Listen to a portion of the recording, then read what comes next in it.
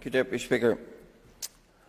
What other country in the world in its centenary year would produce a budget without that centenary even being mentioned,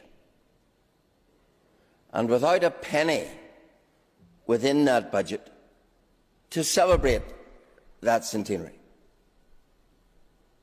That situation here today is a shame on every party that is part of the government in this House, that they collectively produce a budget so ashamed of the centenary of the place where they are the government that it is not mentioned and there is not one penny to mark it. Not a single penny for a community grant from the Department of the Communities for those who might want to celebrate it. Nothing. Indeed, Minister Murphy has told us that not a single department applied for a line in the budget to mark the centenary.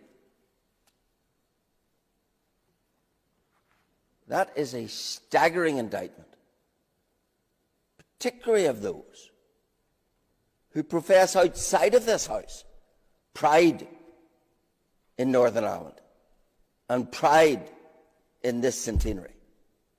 No surprise, maybe, from Mr. Murphy, because what sort of a country is it that would produce a budget in its centenary year without mentioning it or without wanting money for it? Maybe, of course, the sort of country that has as its finance minister someone who thought it appropriate to join a terrorist organisation to seek to bomb this very country out of existence.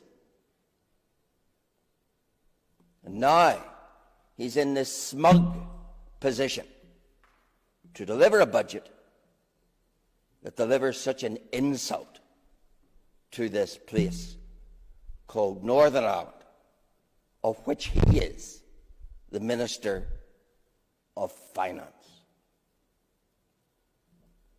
And of course, he did much more than that. He rubbed the nose of every unionist in the dirt when he refused to allow a centenary stone within the grounds of Parliament buildings, as did the Assembly Commission, when again subject to the same belligerent Sinn Féin veto, they refused a centenary stone within the curtilage of this very building. And yet this is a budget which can find room for squander.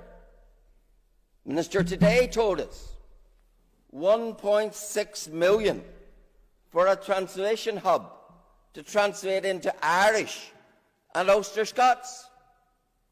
So I asked some written questions of every minister in this House.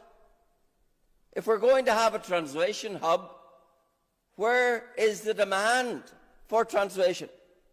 So I asked every department, how many requests have you had in the 3 years of 17, 18, 19 and 20 for translation of departmental documents into Irish and Ulster Scots?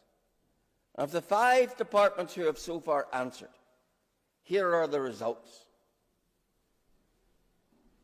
It rivals the UK's performance in Eurovision, and it probably has the same political connotations.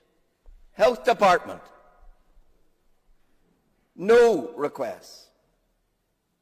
Infrastructure, in 3 years, 8 requests into Irish, none into Ulster Scots. Agriculture, in 3 years, no requests. Finance, in 3 years, 5 requests into Irish and 1 request into Ulster Scots. That'll be a queer challenge. And Justice, no. requests. 13 requests to translate into Irish government documents in 3 years, 1 into Ulster Scots. And yet this document and this department wants to spend, the Minister tells us, 1.6 million in a translation hub. Yet we hear today of the billion and more that our health service is going to need to tackle waiting lists.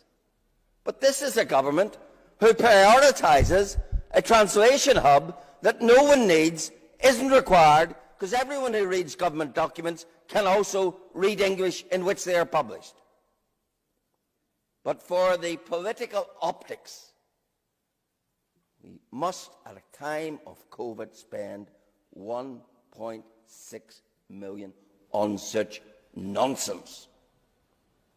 What a sordid commentary on this executive.